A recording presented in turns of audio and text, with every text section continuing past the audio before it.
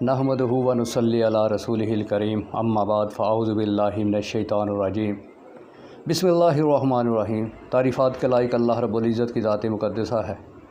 दरूद व सलाम के लायक मुहम्मद रसूलुल्लाह सल्लल्लाहु अलैहि व आलिहि वसल्लम की ज़ात मुक़द्दसा है। इंसान की जबिल्लत में, इसकी फ़ितरत में एक चीज़ शामिल है। ये ख्वाहिश रखता है कि इसकी इज़्ज़त की जाए। इसका तल्लुक़ चाहे इंसानियत के किसी भी तबका से हो, अमीर हो, गरीब हो, अफसर हो, ना हो, इसकी जबिल्लत में ये चीज़ शामिल है कि ये चाहता है कि इसकी इज़्ज़त की जाए। महफ़िल में जाएं तो लोग इसके लिए उठकर खड़ा हों, इसकी बात पे लोग तालियां बजाएं, इसको प्रोटोकॉल मिले। ये इसकी जबिल्लत में ये चीज़ शामिल है।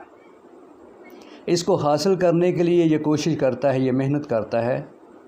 तो दो तरह के लोग हैं, दो राहें हैं। एक अपनी राह चुनता है दुनिया के लिए, तो दुनिया में वो अपने रास्ते को इख्तियार करते हुए मेहनत करता है, कोशिश करता है।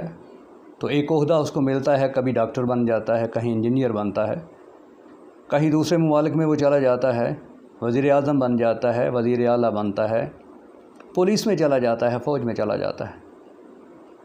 तो इनकी वाह भी होती है, प्रोटोकॉल होता है, इनके आगे इनके पीछे गाड़ियाँ होती हैं, इनकी बात पे लोग वाह भी करते हैं, इनके लिए लोग खड़ा भी होते हैं, इनके लिए लोग तालियां भी बजाते हैं।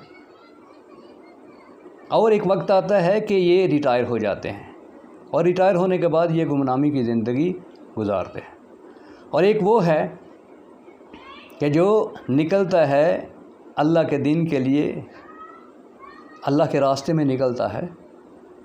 तो इसका प्रोटोकॉल देखिए, फरमाया पैगम्बर अलैहिस्सलातु वस्सलाम की मुक़द्दस ज़ात ने कि जब ये अल्लाह के दीन को सीखने के लिए निकलता है तो फ़रिश्ते इसके पाँव में अपने पर बिछा देते हैं। समंदर की जितनी भी मखलूक़ात हैं वो इसके लिए दुआएं करती हैं।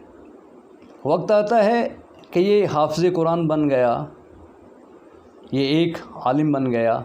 जब ये फ़ारिग होता है तो अब ये अपनी अमली ज़िंदगी में कदम रखता है।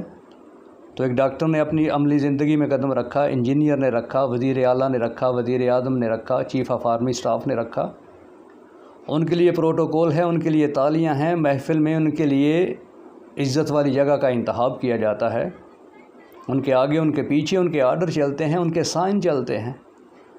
तो अब ये भी अपनी अमली ज़िंदगी में आ गया। तो होता क्या है, अब देखिए अल्लाह रब्बुल इज़्ज़त का ये कमाल है। अल्लाह रब्बुल इज़्ज़त ने किन लोगों के लिए रखा है प्रोटोकॉल। तो अल्लाह रब्बुल इज़्ज़त फरमाते हैं वलिल्लाहिल इज़्ज़तु।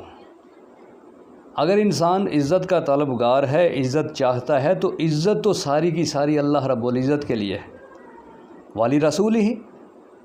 और इज़्ज़तें तो अल्लाह ने अपने अंबिया रब के लिए रखी हैं। वलिल मोमिनीन, और मोमिनीन के लिए अल्लाह रब्बुल इज़्ज़त ने इज़्ज़तें रखी हैं। अब आप देखें, वक्त आता है, बच्चा पैदा होता है, चीफ़ ऑफ आर्मी स्टाफ है, वज़ीर आज़म है, वज़ीर आला है, डॉक्टर है, इंजीनियर है। तो बुलाया जाता है कि आलिम दीन को बुलाओ, वो बच्चे के कान में अज़ान पढ़े।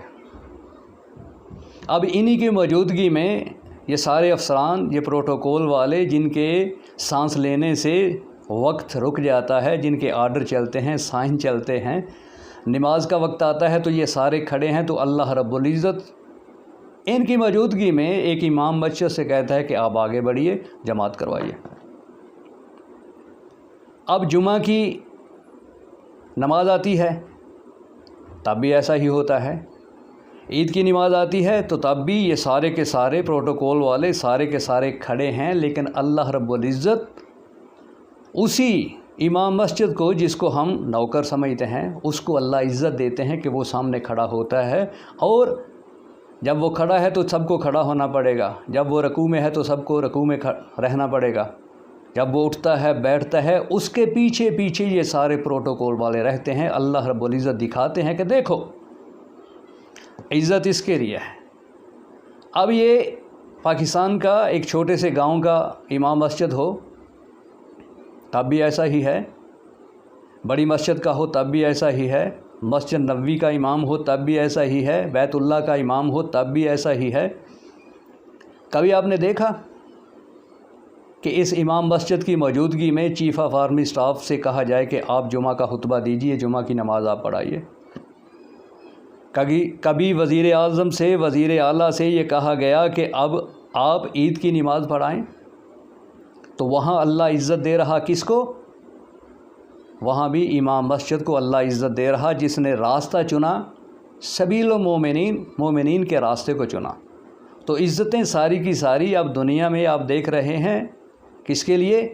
فرمایا پیغمبر علیہ الصلوۃ والسلام کی مقدس ذات نے، من یرید اللہ بہ خیرا یفقہہ فی الدین، اللہ رب العزت جس کو عزتیں دینا چاہتا ہے، جس کو پروٹوکول دینا چاہتا ہے، اس کو دین کے لیے چن لیتا ہے، اس کو دین کی سمجھ دے دیتا۔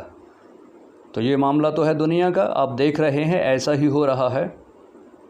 اب آخرت میں کیا ہوگا کہ سارے کے سارے، ساری دنیا کے وزیر اعظم، ساری دنیا کے چیف آف آرمی اسٹاف، ساری دنیا کا وزیر اعلیٰ، وزیر اعظم، بیوروکریسی، سارے کے سارے کھڑے ہیں جب اللہ رب العزت کے سامنے، تو اللہ رب العزت کس کو آواز دیں گے؟ اس دن بڑا سخت دن ہوگا۔ تو رب تعالیٰ حافظ قرآن کے باپ کو آواز دیں گے کہ آئیے، وہاں پر سارے کے سارے کھڑے ہیں، کسی کو آواز نہیں دی جا رہی، کسی افسر کے باپ کو آواز نہیں آئی، چیف آف آرمی اسٹاف کے باپ کو آواز نہیں آئی، وزیر اعلیٰ کے باپ کو آواز نہیں آئی، وزیر اعظم کے باپ کو آواز نہیں آئی، جن کے چلنے سے دنیا چلتی تھی، جن کے رکنے سے دنیا رکتی تھی۔ تو اللہ رب العزت حافظ قرآن کے باپ کو ایک تاج پہنائیں گے، فرمایا جس کی روشنی سورج کی روشنی سے زیادہ ہوگی۔ اب آپ دیکھیں وہاں پروٹوکول کس کو مل رہا؟ دنیا میں اللہ نے پروٹوکول دیا تو امام مسجد کو، ایک عالم دین کو۔ وہاں اللہ رب العزت کس کو عزت دینے جا رہے ہیں، کس کو پروٹوکول دینے جا رہے ہیں؟ فرمایا پیغمبر علیہ الصلوۃ والسلام نے کہ حافظ قرآن سے کہا جائے گا کہ اپنے خاندان کے لوگوں کی سفارش کرو۔ نہ وزیر اعظم کو یہ اختیار حاصل، نہ وزیر اعلیٰ کو، نہ چیف آف آرمی اسٹاف کو، نہ دنیا کے کسی ملک کے بڑے سے بڑے امیر کو، کاروباری کو۔ اور اس کے آگے آپ دیکھیے، فرمایا پیغمبر علیہ الصلوۃ والسلام کی مقدس ذات نے کہ روز قیامت اللہ رب العزت حافظ قرآن کو بلائیں گے۔ اب دیکھیے اللہ عزتیں دینے جا رہا ہے۔ اللہ جن کو عزتیں دینا چاہتا ہے ان کو چنتا ہے، ان کو انجینئر نہیں بناتا، ان کو سائنسدان نہیں بناتا، ان کو ڈاکٹر نہیں بناتا، وزیر اعلیٰ وزیر اعظم نہیں بناتا، چیف آف آرمی اسٹاف نہیں بناتا۔ ہاں چیف آف آرمی اسٹاف ہے، اگر دین کا علم ہے تو سونے پہ سہاگا، وزیر اعظم ہے، دین کا علم ہے تو اور بڑھیا، اور بھی کسی بڑے سے بڑے عہدے پہ آدمی براجمان ہے، دین کا علم ہے تو بڑھیا، اگر نہیں ہے تو کچھ بھی نہیں۔ تو حافظ قرآن سے اللہ رب العزت فرمائے گا کہ یہ جنت ہے، یہ سیڑھیاں ہیں، قرآن کو پڑھنا شروع کرو، جنت میں چڑھنا شروع کرو، آہستہ پڑھو، لے سے پڑھو، جس طرح مرضی پڑھو، قرآن کو پڑھتے جاؤ، جنتوں میں چڑھتے چلے جاؤ، ان کی بلندیوں کو، ان کی رفتوں کو پاتے چلے جاؤ۔ تو جہاں تمہارا قرآن پڑھنا بند ہوگا وہاں جنت میں تمہارا اعلیٰ مقام ہے، یہ مقام کسی اور کو نہیں ملنے والا۔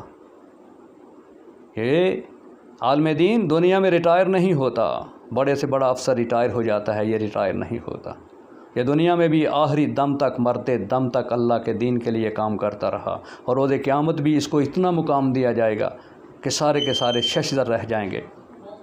بات کی سمجھ آئے تو ہاں ضرور کیجئے گا، اپنے لیے بھی، آپ سب دوستوں، بزرگوں، ساتھیوں اور سننے والوں کے لیے بھی اللہ رب العزت سے دعا ہے کہ اللہ تبارک و تعالی ہم سب کو صحیح دین کو سمجھنے اور اس پر عمل کرنے کی توفیق عطا فرمائے۔ وآخر دعوانا ان الحمد للہ رب العالمین۔